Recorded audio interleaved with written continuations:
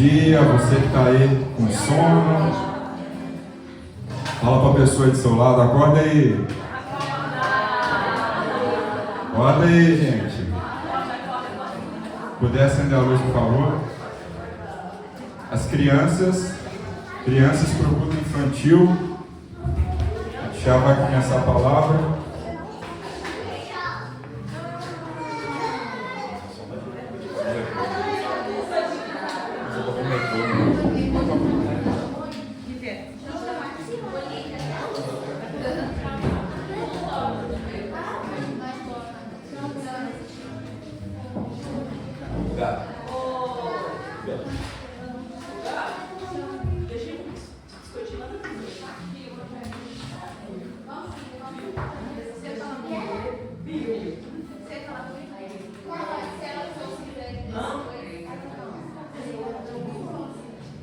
Amém? Crianças, para o culto infantil.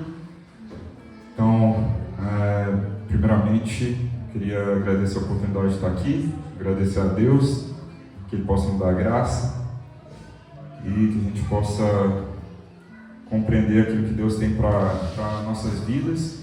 Mas antes disso, eu queria que a gente fechasse os olhos por um minuto, só para fazer uma oração antes de começar. Amém? Pai, em nome de Jesus, ó Pai, nesse momento, ó Pai, eu coloco, ó Pai, esse momento da palavra diante do Senhor. Ó Pai, eu, na minha sabedoria, ó Pai, na minha sabedoria humana, não tenho nada aqui para oferecer, Senhor. Ó Pai, então eu te peço, ó Pai, a Tua graça sobre a minha vida, a Tua misericórdia, que o Senhor possa, ó Pai, em nome de Jesus, ó Pai, fazer com que esse momento, ó Pai, seja tudo seu, Pai, a Tua glória seja derramada nesse lugar, ó Pai, que Senhor possa vir com uma mensagem dos céus, uma mensagem diretamente enviada do Senhor, que venha a ser plantada aos nossos corações aqui nessa manhã, que venha a ser multiplicada, venha a ser frutificada em nossas vidas, que nosso coração seja um solo fértil para receber essa palavra, Pai. Ó Pai, que nesse momento, ó Pai, que nenhum tipo de desatenção, Pai, venha ocorrer, ó Pai, que nenhuma semente seja perdida, Pai. Pai, em nome de Jesus, ó Pai, tudo aquilo que se levanta contra a Tua palavra, contra as vidas que aqui estão, contra as crianças ali na outra sala, ó Pai, está repreendido em nome de Jesus Cristo, ó Pai, no poder e na autoridade do nome de Jesus Cristo, Senhor. Pai, que esse momento seja um momento, ó Pai, somente Teu e dos Teus filhos, de nós que estamos aqui ansiosos para receber, Senhor. Pai, em nome de Jesus, ó Pai, guia tudo que vai acontecer aqui nessa manhã, em nome de Jesus, amém. Amém? Então, eu queria começar lendo um Salmo 139, a gente vai ler do 1 ao 12. Vou ler bem rapidinho. Quanto tempo que eu tenho, para saber? Acho que 2 horas e meia. Acho que vai dar. Então, só para ver se a tradução está tudo certo, Marlon, pede para o pessoal dar um ok se a tradução estiver boa, se estiver me ouvindo bem. Beleza?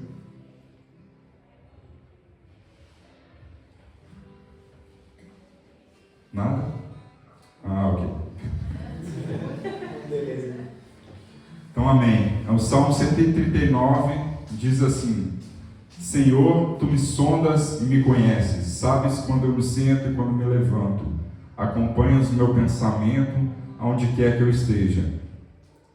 Discernes minha caminhada e minha pousada, estás a par de todos os meus intentos, porquanto a palavra ainda não chegou à minha língua, e Tu, ó Eterno, já conheces completamente. Porquanto a palavra ainda não chegou à minha língua, e Tu, ó Eterno, já conheces completamente. Tu me envolves por trás e pela frente, e pões sobre mim a Tua mão. Tal conhecimento é para mim demasiado maravilhoso, tão elevado que não posso compreender totalmente. Para onde poderia eu fugir do Teu Espírito? Para onde poderia correr e escapar da Tua presença? Se eu escalar o céu, aí está. Se me lançar sobre o leito da mais profunda sepultura, igualmente aí estás. Se eu me apossar das asas da alvorada e for morar nos confins do mar, também aí a tua mão me conduz, a tua destra me ampara. Se eu cogitar, as trevas ao menos haverão de me envolver, e a luz ao meu redor se tornará em noite. Constatarei que nem as mais densas trevas são obscuras para teu olhar, pois a noite brilhará como o meio-dia, porquanto para ti as trevas são luz. Amém? Só passando um pouco do contexto desse salmo. Esse salmo foi escrito por Davi, e esse salmo ele é um salmo muito bonito, né? Um salmo muito impactante. Alguns estudiosos dizem que esse salmo é a coroa de todos os salmos, de tão profundo que ele é, de tão profundo teologicamente, tão profundo a partir da experiência de Davi. Então, alguns estudiosos dizem que esse salmo ele é a pérola mais preciosa de todos os salmos, porque ele diz respeito à natureza divina e foi fruto de uma experiência profunda de Davi, a compreensão dele de quem era Deus verdadeiramente. Então acho que todo mundo aqui conhece um pouco da história de Davi. Eu gosto tanto da história de Davi que meu filho chama Davi, e porque Davi ele era um rei particular. Davi ele era um rei que ele era um guerreiro muito forte. Então, se você olhar a história de Davi, é uma história de conquista, uma história de vitória, uma história onde ele se coloca como um líder do exército, ele vai para a guerra, ele conquista a terra em nome do Senhor. Então, ele era um guerreiro poderoso, e ele também era, ao mesmo tempo, um artista inspirado por Deus. Então, desde que ele era pequeno, ele tocava instrumentos, ele criava canções, ele escreveu dezenas e dezenas de salmos que a gente conhece, que estão na Bíblia. E eu fico imaginando quantos outros salmos que ele escreveu que não estão na Bíblia, quantas outras canções que ele fez para o Senhor que não estão na Bíblia. Então ele tinha esses dois aspectos, né, que fazia dele um rei muito particular: a força e também essa sensibilidade espiritual para compreender a Deus, para expressar isso da forma como ele expressava em salmos. Então isso formava ele um rei especial, que era um rei segundo o coração de Deus. O próprio Deus falou isso, que quando Samuel foi escolher ele, Samuel foi ungir o rei Davi, e nem o próprio Samuel, quando olhou para ele, deu muita confiança. Falou: Senhor, é esse mesmo? Tem certeza desse guri? Será? E o Senhor falou com ele: Samuel, fica tranquilo, porque eu não vejo como você vê, eu não vejo como o ser humano vê, porque eu vejo o interior, eu vejo o que está lá dentro, eu vejo o coração do homem.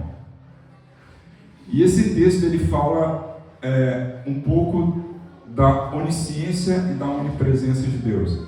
E nessa manhã eu vou tentar trazer o tema é acompanhados, e eu vou tentar trazer algo diferente nesse tema.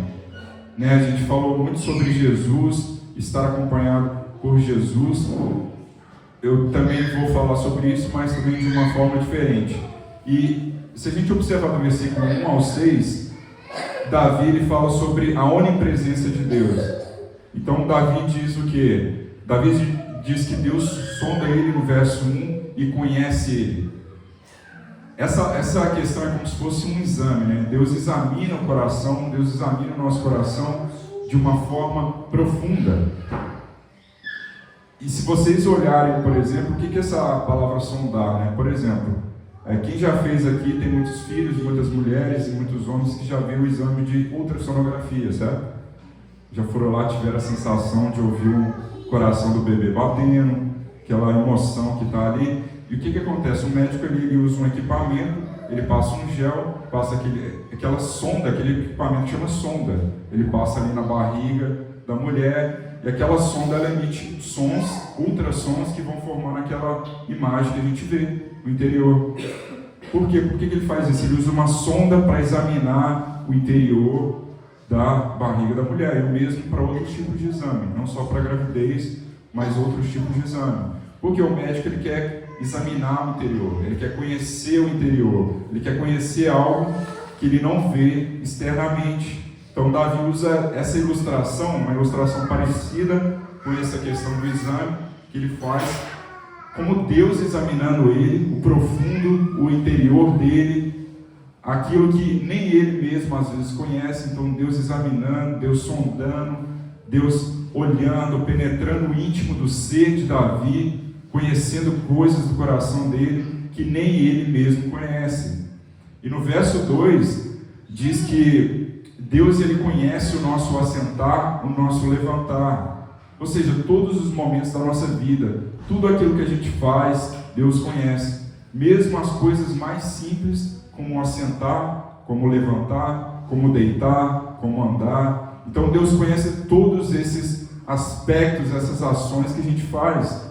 Deus ele é o Deus do impossível, Deus das maravilhas, Deus transcendente, mas ao mesmo tempo ele é o Deus que cuida dos detalhes, que conhece a gente no detalhe, conhece aquilo que a gente está pensando, conhece aquilo que a gente está fazendo, da forma mais simples possível.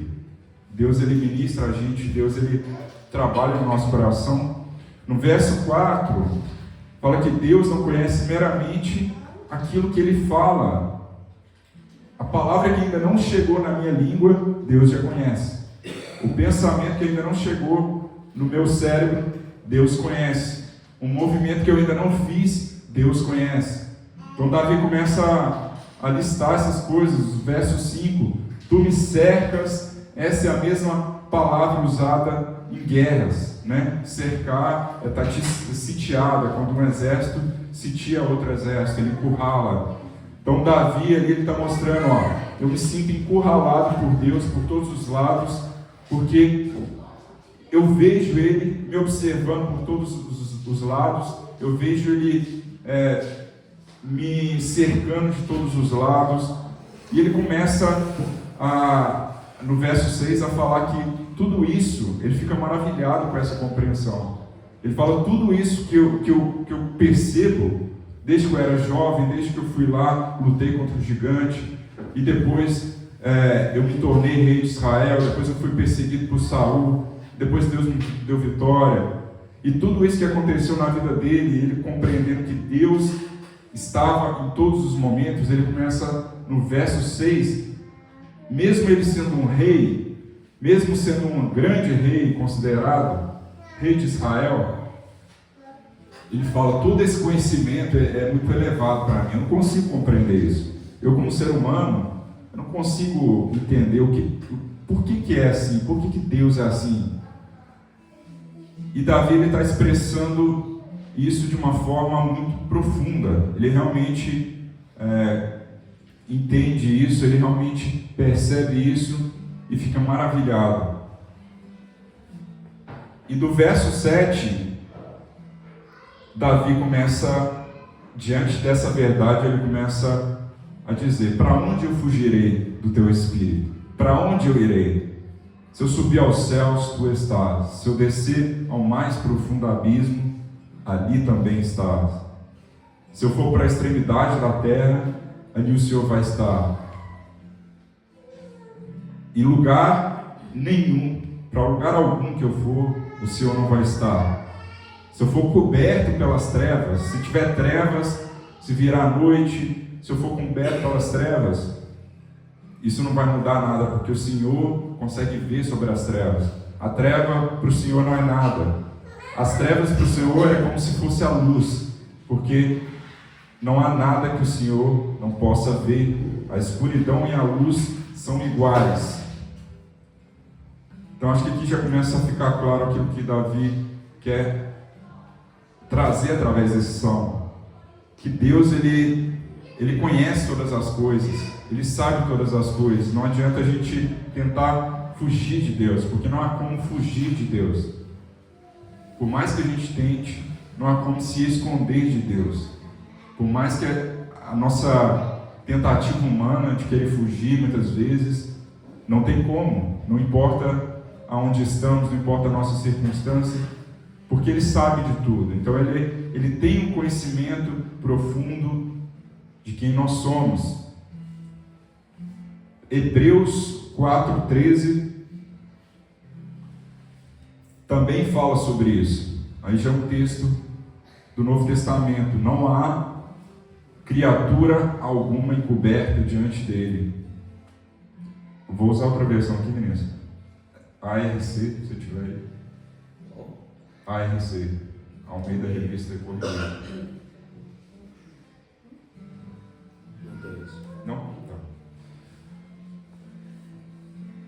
Hebreus 4,13 diz assim: e não há criatura alguma encoberta diante dele. Antes, todas as coisas estão nuas e patentes, estão visíveis aos olhos daquele com quem temos de tratar.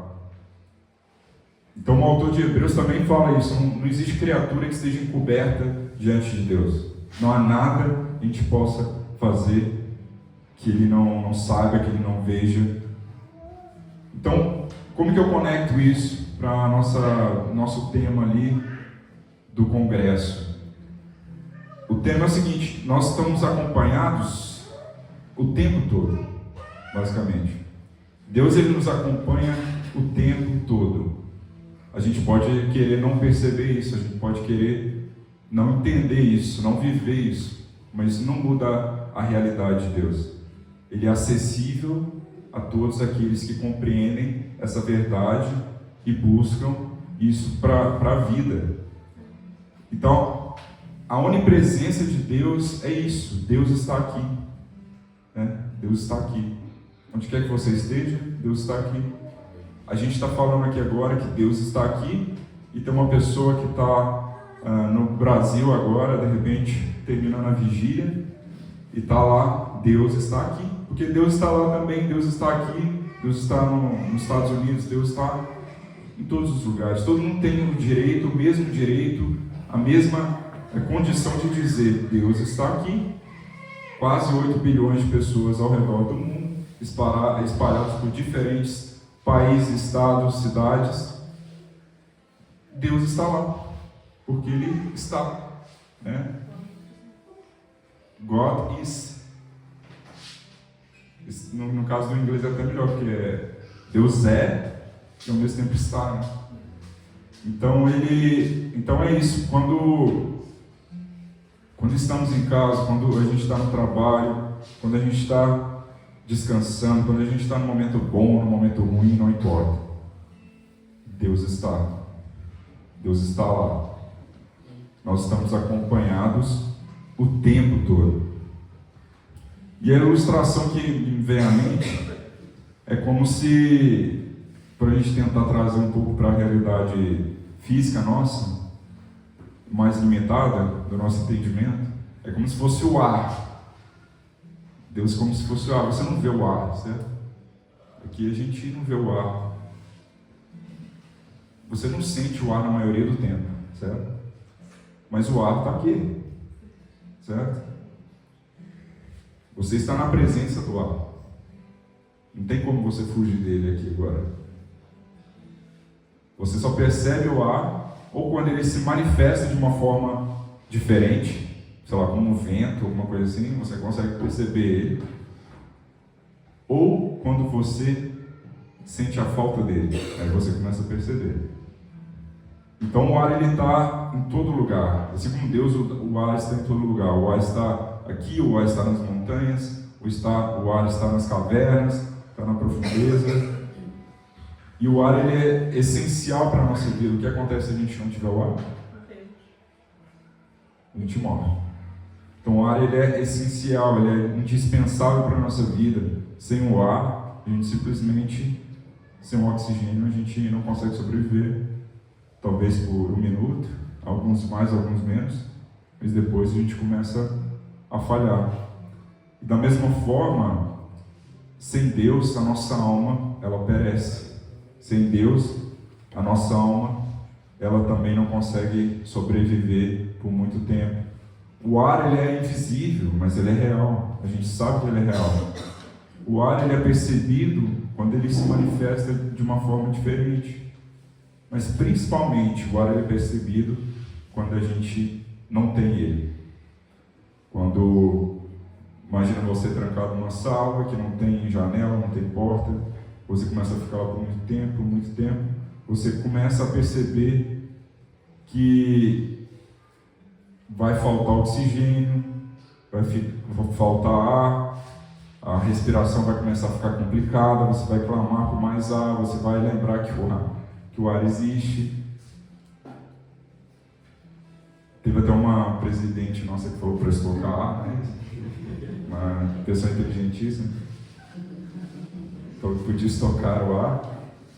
E então a gente lembra disso quando nos falta. E a gente lembra de Deus principalmente quando a gente não está com Ele por muito tempo, que a gente começa a ver que as coisas não estão bem, que a situação não está legal, a coisa começa a ir mal, e a gente começa a lembrar de Deus, né? Aí quando eu lembro de Deus, quando sente falta dele, aí vai buscá-lo, porque ele está lá para sempre ouvir a gente, sempre receber a gente. E na Bíblia tem alguns momentos aí que aparece esse tipo de ilustração, esse tipo de coisa relacionada ao ar, ao Espírito, ligado muito ao Espírito, né? Por exemplo, em Gênesis 2:7, fala que formou o Senhor Deus o homem do pó da terra e depois fez o quê? Soprou sobre o nariz dele o fôlego da vida. Essa palavra fôlego aí, em algumas traduções também tem a ver com ar, soprou um ar da vida, e o homem foi feito uma alma vivente, fôlego de vida. Em Atos 2, não precisa nem abrir, Vinícius, eu só falo aqui rapidinho. Em Atos 2 também tem outra coisa relacionada ao ar. O que é? Quando os apóstolos estão lá reunidos, diz que vem um vento, né, veio do céu, primeiro um som, e depois veio como um vento impetuoso, um vento forte, encheu a sala, e o Espírito Santo foi derramado sobre eles, e eles receberam o Espírito Santo e começaram a profetizar, começaram a orar em línguas, conforme aquilo que o Espírito Santo fazia com que eles fizessem. Então, um vento impetuoso, uma manifestação daquele ar, uma manifestação do Espírito ali naquela sala, que encheu a sala, e que o Espírito Santo veio e tocou as pessoas, tocou os discípulos, entrou na vida dos discípulos, e através do Espírito Santo eles começaram a entender como que era viver aquele momento após a morte de Jesus, em que o próprio Jesus, como o Luiz falou ontem desse versículo, Jesus antes de morrer, ele foi lá, visitou os discípulos, os 11, e falou: eu vou partir para o Pai, mas vocês não vão ficar sozinhos. Hoje vocês têm o Emmanuel, igual o Vini pregou. Hoje vocês têm o Emmanuel, eu sou Deus conosco, eu estou aqui com vocês estão me vendo de carne e osso, eu estou aqui, certo? Mas eu tenho que ir para cumprir a promessa do Pai. Eu já morri na cruz, já ressuscitei e tenho que ir. Mas vocês não vão ficar sozinhos, porque vai vir o Espírito Santo, vai vir um Consolador, vai vir aquele que vai estar dentro de vocês, guiando vocês, aquele que vai estar consolando vocês, e vocês vão receber, como se fosse um segundo nascimento, assim como teve a criação de Adão, o sopro do fôlego da vida, agora o segundo nascimento, primeiro o batismo das águas, depois o batismo do Espírito, vem o Espírito Santo e entra, sopra como se fosse um fôlego de vida que dá vida primeiro aos discípulos e depois a nós. Então a gente recebe esse vento impetuoso, esse ar que entra nas nossas vidas e traz vida, o batismo de Jesus. Amém? Então o batismo de Jesus que vem e transforma a nossa vida. E aqui a gente vê um segundo momento dos discípulos, que é o Deus em nós. Deus em nós, que é o Espírito Santo. Então o Espírito Santo é aquele que nos acompanha, porque nós somos o templo do Espírito Santo, assim como diz a Bíblia. Romanos 8:11 diz o seguinte: se o Espírito daquele que dos mortos ressuscitou a Jesus habita em vós, aquele que dos mortos ressuscitou a Cristo também vivificará o vosso corpo mortal pelo seu Espírito que em vós habita. Então Romanos 8:11 diz: se o Espírito que ressuscitou a Cristo, aquele que ressuscitou a Cristo, ele entra em nós, ele habita em nós, o mesmo Espírito, Se Ele conseguiu trazer vida a Cristo, vida a Jesus, Ele também vai trazer vida em nós. Ele vai trazer vida ao nosso corpo mortal, ao nosso corpo carnal, através do Espírito dele que habita em nós, que mora em nós. Então isso é o que Romanos 8 diz. E o Espírito Santo, ele é o Consolador, ele é o nosso guia, assim como Jesus, próprio Jesus disse, ele age como o nosso guia, dando direção para aquilo que a gente tem que fazer. A gente pode buscar o Espírito para entender as decisões importantes que a gente toma na vida, seja uma mudança de cidade, uma mudança de país, um casamento. A gente pode buscar, o Espírito Santo me guia, por onde que eu tenho que ir? Será que eu tenho que ir para a Alemanha? Será que eu tenho que ir para Portugal? Será que eu volto para o Brasil? Será que eu fico? Será que eu vou? Espírito Santo, o que eu faço com essa situação no meu trabalho? Será que eu tenho que mudar de emprego? Será que não? Será que eu tenho que abençoar o meu chefe? Será que não? Acho que sim. Será que eu mudo de time? O que eu faço, Espírito? Eu estou vivendo essa situação na escola com meu filho, com a minha filha. Espírito Santo me guia. O que eu faço nessa situação? Meu filho, sei lá, de repente está ou dando trabalho na escola, ou está apanhando, ou está com alguma dificuldade. Espírito Santo me guia, me ajuda, faz eu compreender aquilo que está acontecendo, me dá uma direção, porque Ele é o nosso guia. O próprio Jesus disse isso. O Espírito Santo também, ele nos transforma. Então, 2 Coríntios 3 diz que nós estamos sendo, segundo a sua imagem, nós estamos sendo transformados com glória cada vez maior, a qual vem do Senhor, que é o Espírito. Então nós estamos sendo transformados pelo Espírito. O Espírito, quando nós aceitamos, recebemos Ele, nós começamos a ser transformados por Ele. Aquilo que são frutos carnais, são aquelas coisas que a gente fazia de errado, que a gente vivia na carne, que a gente vivia no mundo, a gente começa a ser transformado. Quem xingava antes não xinga mais. O que mais? Quem roubava não rouba mais. Quem mentia não mente mais. Então os frutos do Espírito começam a se manifestar porque nós somos transformados. E o Espírito Santo, ele vai nos mudando. Então se há alguma coisa em nós, alguma dificuldade para mudança, alguma dificuldade que a gente esteja vivendo, que às vezes está incomodando, peça ao Espírito Santo. O Espírito Santo me ajuda a mudar isso. Eu não estou conseguindo, isso está me afastando, está me distanciando. Me ajuda, Espírito Santo. E o Espírito Santo, ele vai te transformar. Ele vai te transformar e vai produzir frutos. O Espírito Santo, ele intercede por nós. Romanos 8:26 diz que o Espírito nos ajuda em nossa fraqueza, pois nós não sabemos como orar, mas o próprio Espírito intercede por nós com gemidos inexprimíveis. Aquele que sonda os corações, conhece a intenção do Espírito, porque o Espírito intercede pelos santos, de acordo com a vontade de Deus.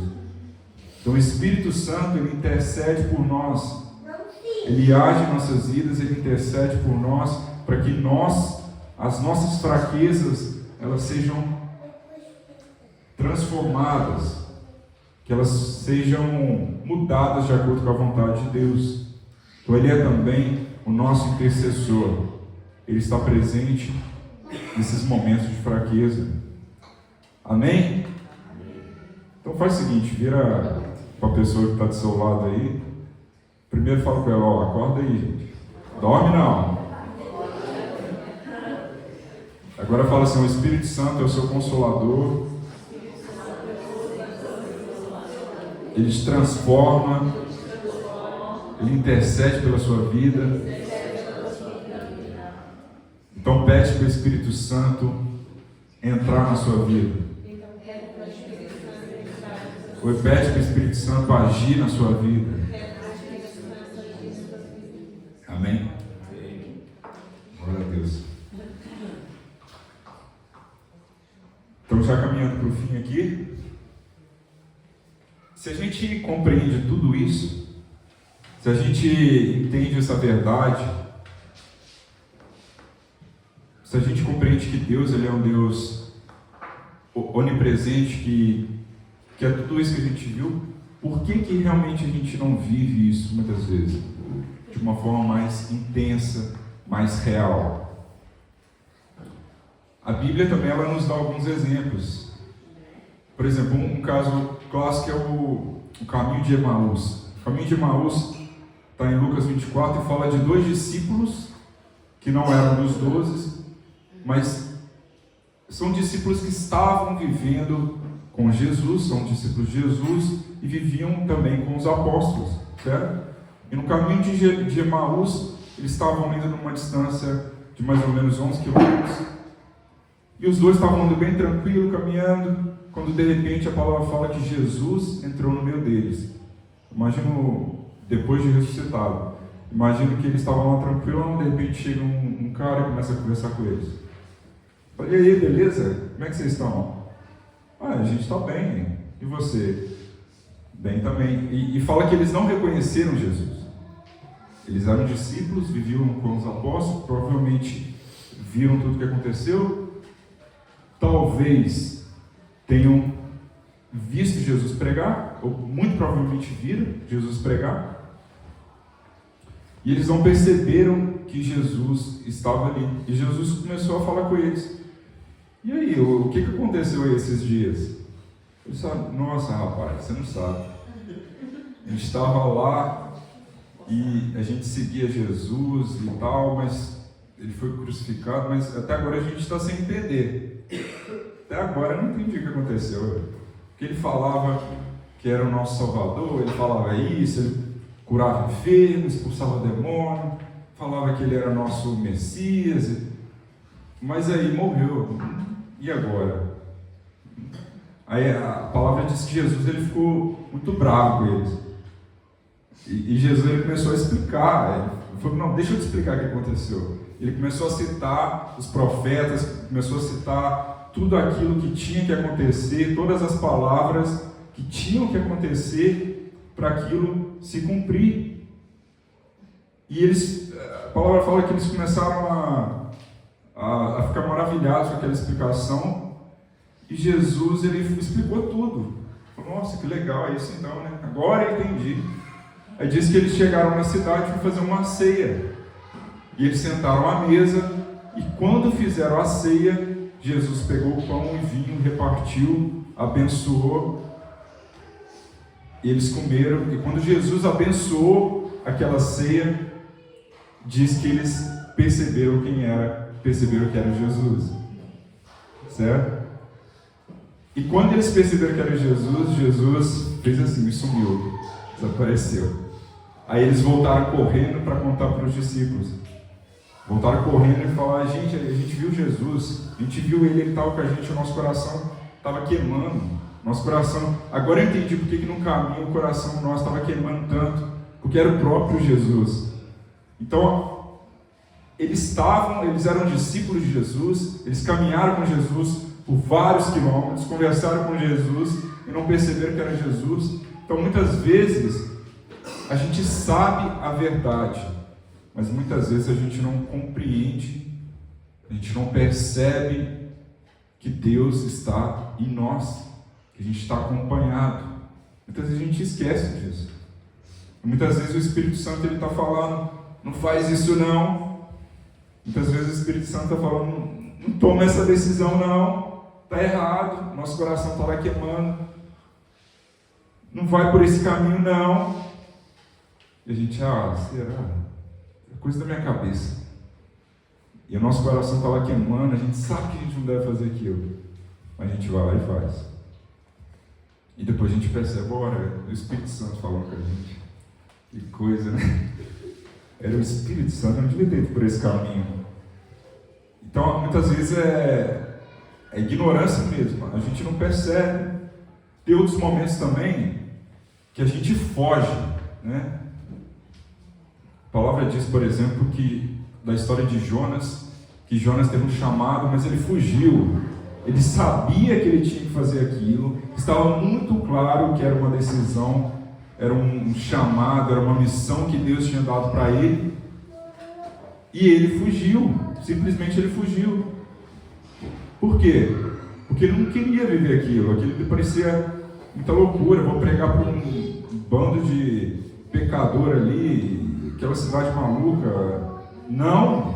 Então ele pega o barco, vai para outro lugar. Mas de novo, a palavra o salmo que a gente leu: para onde eu irei? Se eu for para o mar, lá estás. Com Jonas, depois viu. Então muitas vezes a gente sabe, mas a gente foge. E muitas vezes a gente sabe, a gente faz errado e a gente se esconde. Que é, por exemplo, o clássico caso de Adão. Então Deus chegou lá e falou: Adão, cadê você, Adão? E Adão achava que estava se escondendo de Deus. Deus, não, estou escondido. Eu fiquei com medo porque eu estava nu, aí eu me escondi. Aí Deus falou: nu? Como assim? Como é que você percebeu que você estava nu? Então, ele se escondeu. Então, a gente muitas vezes, a gente ou ouve a palavra de Deus, ouve o Espírito Santo, ou às vezes a gente sabe, ou às vezes a gente não entende, a gente vai lá e faz, depois a gente se esconde. Mas, de novo, aonde eu me esconderei? Aonde eu irei? Se eu subo aos céus, lá está. Se eu desço ao mais profundo abismo, a tua mão me resgatará. Então Deus, Ele está em todos os lugares. Então a gente, para ser bem honesto, a gente não tem muita saída, certo? Resta a nós o quê? Resta a nós conhecer, reconhecer, compreender essa verdade e compreender que a gente tem que se entregar a Deus, mas se entregar de uma forma verdadeira e real. Não adianta a gente ficar, muitas vezes, vivendo uma vida, sabe, mais ou menos, sabe, assim, eu sou crente assim, mas também nem tanto, sabe, muitas vezes a gente passa por isso. Eu também, não estou apontando dedo para ninguém, eu também, é a mesma luta. Muitas vezes a gente sabe essa verdade, a gente já leu a Bíblia, a gente já leu todas essas coisas, mas a gente vai vivendo a vida, porque a vida tem muita coisa, né? Tem muito desafio, a gente vai vivendo. Começa a segunda, a gente vai, depois já chegou a noite, a gente dorme, a terça, depois quinta, sexta. Quando vê, já passou a semana, a gente às vezes não leu a Bíblia como deveria, não orou, nem pensou em Deus, nem lembrou que Deus existia. Né? A gente andou todo esse quilômetro lá, Jesus estava lá do nosso lado, muitas vezes, conversando com a gente não percebeu que era Jesus. Você vai perceber no domingo, né? Vai perceber no domingo quando chega no culto ou na célula, falou: era Jesus. Que coisa. Então, eu trago essa reflexão. Então, Deus, Ele nos acompanha o tempo todo. Deus enviou o Espírito Santo para ser o Deus em nós, para nos transformar, para nos guiar, para nos consolar, para nos levar para onde que a gente tem que ir, para nos levar para o caminho certo. E um dia a gente vai estar com tudo isso que acontece, com todas essas oportunidades que são dadas a nós, todas, que a gente tem todos os dias. A gente não sabe o dia de amanhã, certo? A Gabi contou o testemunho dela aqui, do pai dela. O pai dela é um cristão. Ele é cristão? Não é? Tá. Ele era uma pessoa normal, vivendo a vida normal, saiu para trabalhar de manhã, saiu de moto, de repente viu um caminhão e bateu nele, e aconteceu o que aconteceu.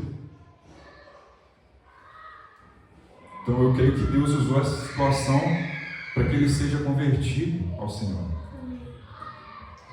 Eu creio que Deus usou isso e usou a Gabi para ir lá, para levar a mensagem para orar com ele, para falar a palavra para ele, que ele estava escutando.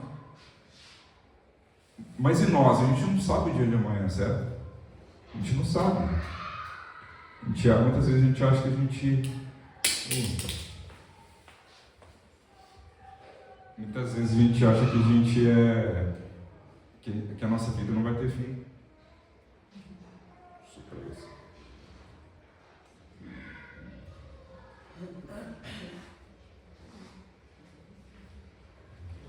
Muitas vezes a gente não pensa nisso. Mas Romanos 14, 10, se puder colocar aí.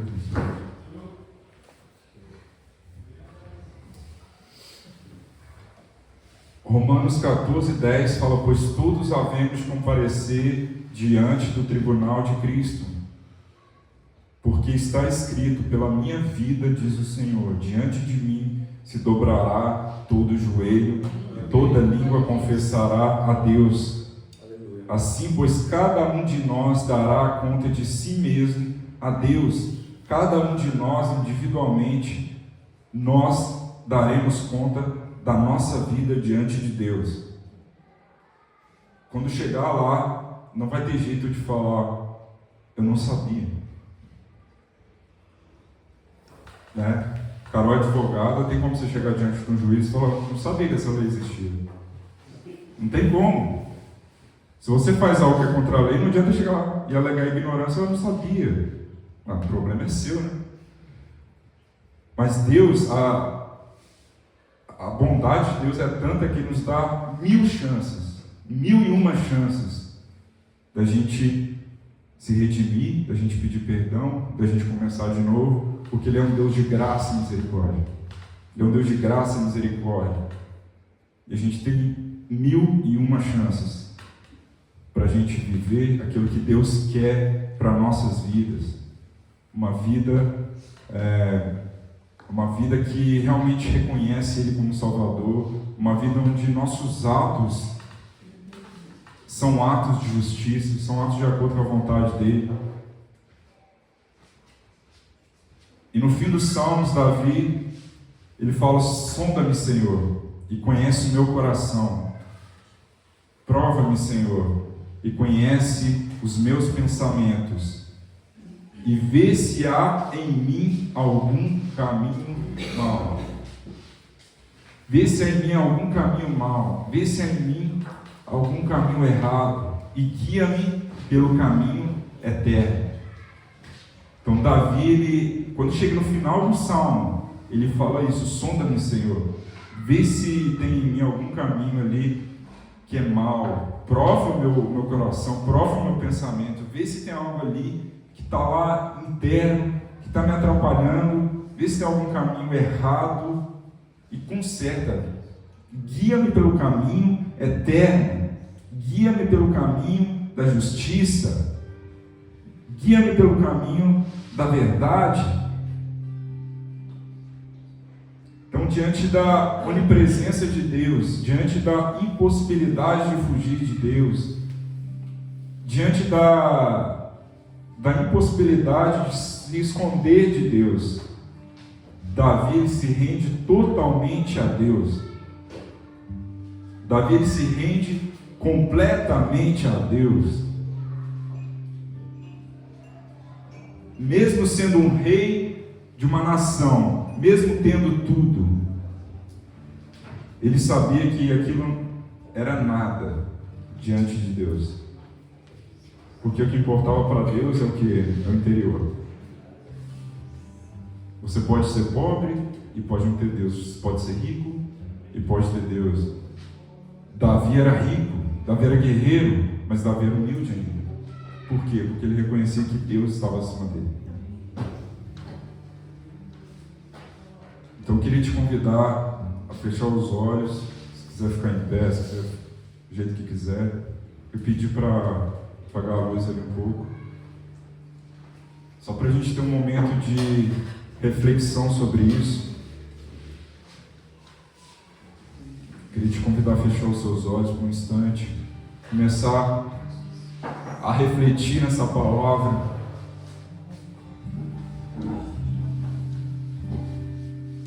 Davi, mesmo sendo um glorioso rei, mesmo sendo um sábio, mesmo sendo guerreiro, ele sabia que Deus era maior do que tudo isso, tudo que ele tinha. Deus era maior do que tudo. Não há nada mais importante, não há nada melhor do que Deus, não há nada melhor do que a presença de Deus. Paulo era um sábio, treinado com os mais sábios judeus. Quando ele conheceu a Jesus, quando Jesus falou com ele: Saulo, por que me persegues?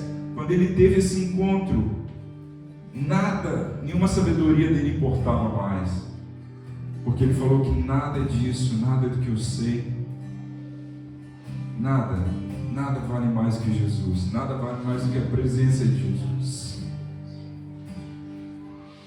Por isso, traga na sua memória agora a sua própria vida. Vamos trazer na memória nossas vidas, a forma como nós temos levado a nossa vida. Será que temos colocado algo acima do Senhor? Será que temos colocado algo de mais valioso além do Senhor? Deus, Ele deu o Espírito Santo para entrar em nossos corações, a nossa vida. Deus, Ele deu o Espírito dele, o Espírito, para que pudesse trabalhar em nossos corações, para que pudesse trazer transformação, para que pudesse trazer mudança, para nos ajudar, para interceder por nós, para que a gente pudesse conseguir passar por esse tempo na terra, esse tempo difícil. Mas nós somos criaturas eternas, nós somos eternos, e um dia vamos estar diante do Senhor, e o Senhor vai se colocar diante de nós, vai começar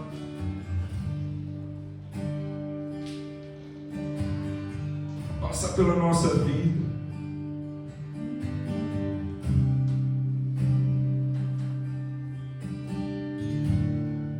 Senhor, que o Senhor nunca deixe o Pai, Espírito Santo,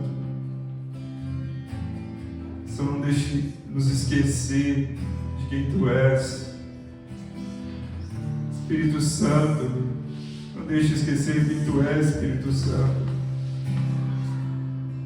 Que o Senhor está em nós, que o Senhor é Deus em nós, que nós somos o templo que nós recebemos, nós temos que honrar, cuidar desse templo. Espírito Santo, começa a tocar em nós agora, começa a manifestar a Tua presença aqui nos nossos corações. Nós possamos compreender esse salmo maravilhoso, que nós possamos compreender aquilo que o Senhor quer fazer nas nossas vidas, que é mais do que levar uma vida, Senhor, material, é muito mais do que isso. O Senhor quer trazer essa verdade dentro de nós, o Senhor quer aquecer os nossos corações, o Senhor quer manifestar a Tua presença em nossos corações. Ô Espírito Santo, toca os nossos corações aqui nessa manhã. Começa agora a orar a Ele, começa a pedir a Ele.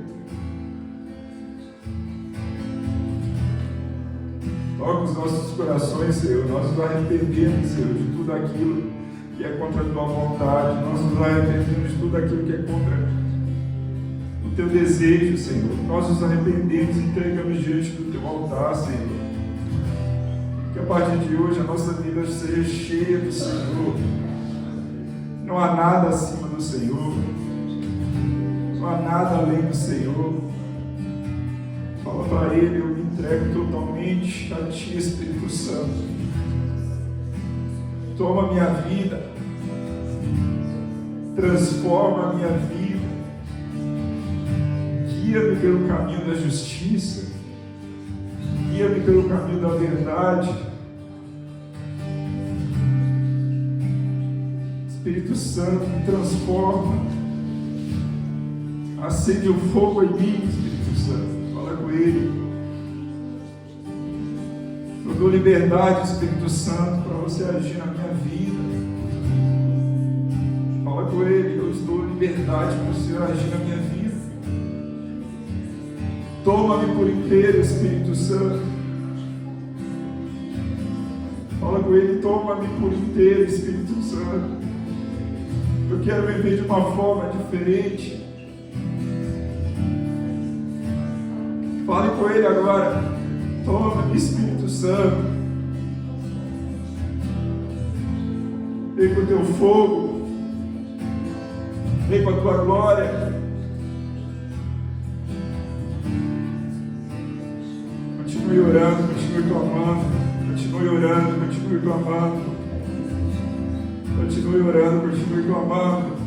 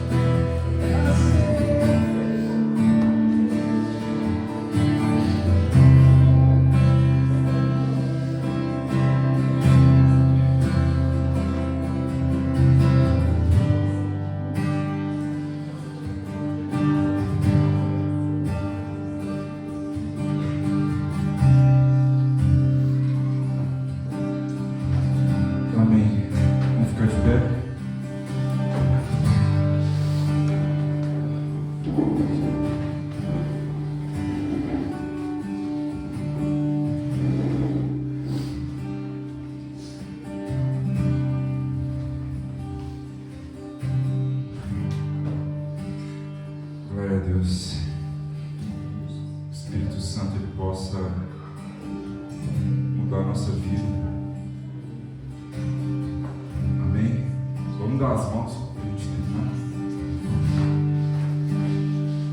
Deixa eu fazer uma oração aqui.